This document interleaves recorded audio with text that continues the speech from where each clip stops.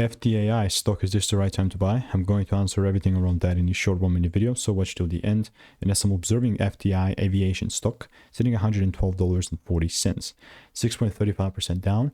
And just taking a look at this and just observing it, man, I'm aware of the fact that I myself am looking to take things up. I mean, I'm aware of the wick and whatnot, but I'll break down when and how I would actually trade. So, you know, taking a look here, obviously, like regarding market cap and the overall market Nasdaq, this is something tradable for sure.